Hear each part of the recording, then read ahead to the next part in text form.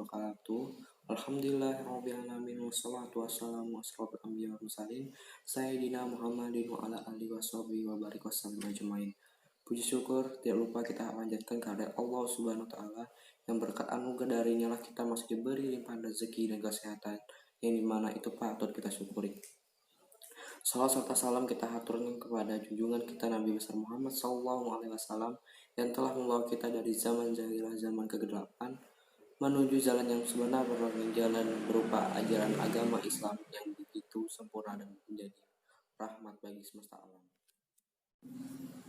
Oke, hari ini kita akan belajar mata pelajaran akidah akhlak dengan judul Kalimat Thayyibah Astaghfirullahaladzim.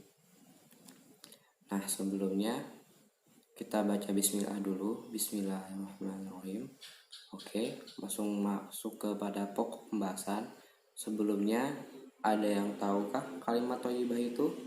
Nah, kalimat thayyibah secara sederhana adalah kalimat yang berarti perkataan yang baik, sopan, dan mengandung perbuatan ma'ruf serta mencegah dari kemungkaran.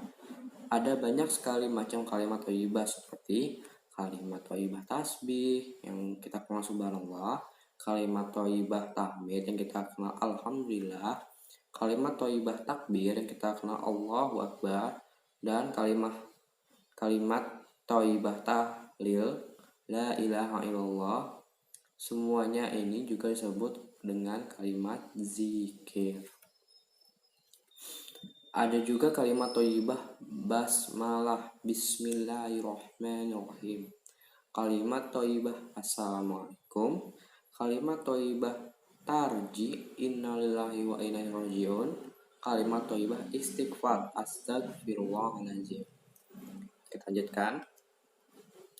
Nah, kalimat thayyibah astagfirullahaladzim, kalimat istighfar sering disebut sebagai kalimat tobat.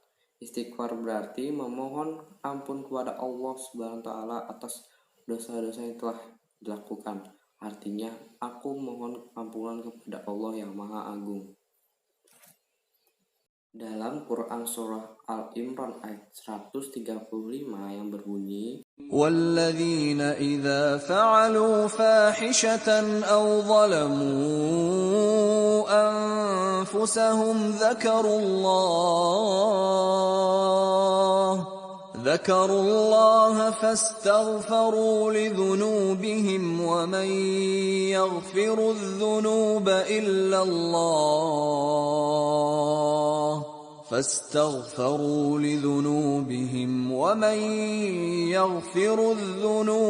إِلَّا اللَّهُ وَلَمْ يُصِرُّوا عَلَى مَا فَعَلُوا وَهُمْ يَعْلَمُونَ. dan juga orang-orang yang apabila mengerjakan perbuatan keji atau menganiaya diri sendiri, mereka ingat akan Allah, lalu mohon ampun terhadap dosa-dosa mereka, dan siapa lagi yang dapat mengampuni dosa selain daripada Allah, dan mereka tidak meneruskan perbuatan kejinya itu, sedang mereka mengetahui.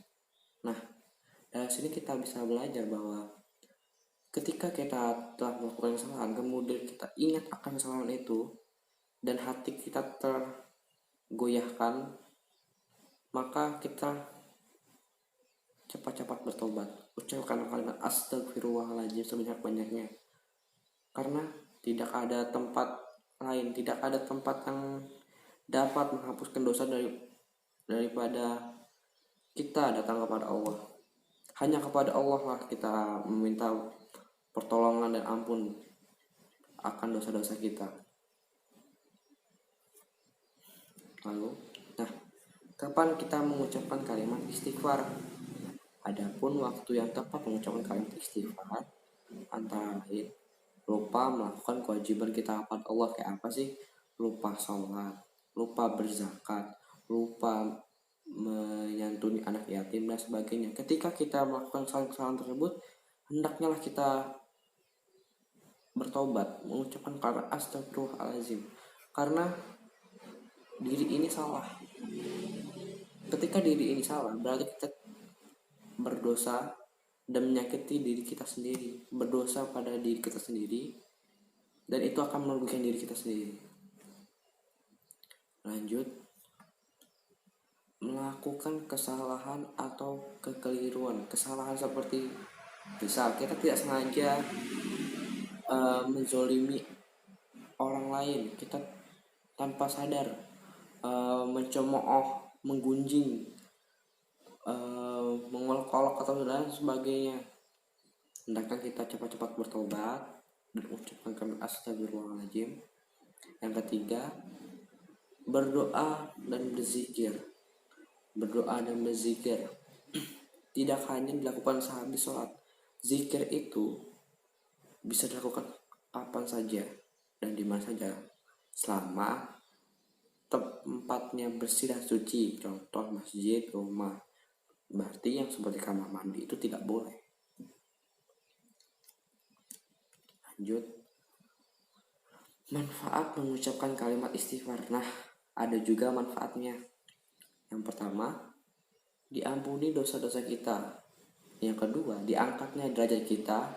Yang ketiga, tidak mengulangi kesalahan yang sama. Insya Allah ketika kita bersungguh-sungguh dalam bertobat, insya Allah kita tidak akan mengulangi kesalahan yang sama.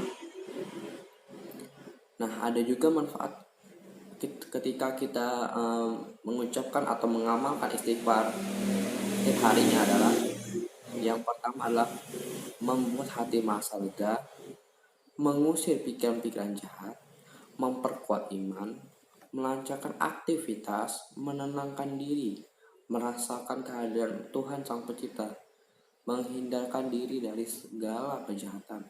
Membuat hati merasa lega itu contohnya seperti ini. Ketika kita zolim kepada orang lain, tiba-tiba entah mengapa hati ini resah, raga ini resah, berarti memang ada yang salah dalam diri kita. Kemudian kita mengingat, oh aku ada salah sama si ini. Kemudian kita bertobat kepada ya Allah, maafkan atas kekeliruan saya, kehilapan saya terhadap orang ini. Mudah-mudahan ia memaafkan. Nah, mengusir pikiran-pikiran jahat. Kita ini adalah makhluk yang lemah. Setiap saat ketika iman kita goyah, kita itu bisa digoda sama setan. Dan godaan setan itu akan mengajak kita untuk melakukan perbuatan-perbuatan yang jahat.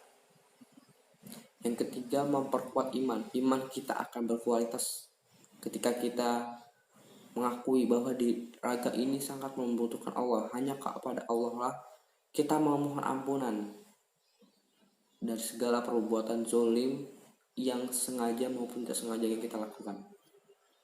Melancarkan aktivitas ketika hati, pikiran, dan iman kita itu terjaga, aktivitas yang kita lakukan pun akan lancar, tidak ada, insya Allah tidak akan ada hambatan. Menenangkan diri itu ada kaitannya dengan hati merasa lega. Kenapa? Ketika hati merasa lega, hati dan jiwa ini akan tenang, merasakan kehadiran Tuhan, senantiasa merasakan, karena diri ini seperti ada yang mengawasi. Diri ini takut untuk melakukan hal-hal yang dilarang oleh agama, dilarang oleh Allah. Seterusnya, menghindarkan diri dari segala kejahatan. Menghindarkan diri dari segala kejahatan. Ketika kita sudah ingat Allah, mustahil ada niatan yang terselip di pikiran kita untuk melakukan tindakan kejahatan seperti itu. Nah, ada sebuah quotes yang menarik dari Kak Linda Liastuti. Istighfar untuk masa lalu, artinya kita beristighfar bahwa kita bertekad dari diri kita yang kelam dulu melangkah ke kehidupan yang lebih baik, bertobat, bersungguh-sungguh merubah diri ini menjadi yang lebih baik daripada sebelumnya. Yang selanjutnya, bersyukur untuk hari ini. Bersyukur untuk hari ini, kita selalu bersyukur, tidak boleh mengeluh. Sekecil apapun rezeki yang kita dapatkan, sebesar apapun yang sudah kita dapat, syukuri itu, karena Rezeki tidak ada yang tahu. Mungkin menurut kita kecil, tapi belum tentu menurut orang itu kecil. Berdoa untuk hari esok. Kita selalu berdoa, mudah-mudahan kita yang hari ini bisa merasakan hari esok. Kita yang hari ini mudah-mudahan bisa menjadi yang lebih baik daripada sebelumnya. Mudah-mudahan dengan hari esok kita akan menambah bulan-bulan kebaikan, sehingga Allah mudah-mudahan menganggapnya sebagai amalan jariah. Itu saja yang bisa saya sampaikan, kurang lebihnya saya mohon maaf. Yang benar datang dari Allah, yang salah dari diri ulun pribadi. Wabillahi taufiq wal hidayah. Wassalamualaikum warahmatullahi wabarakatuh.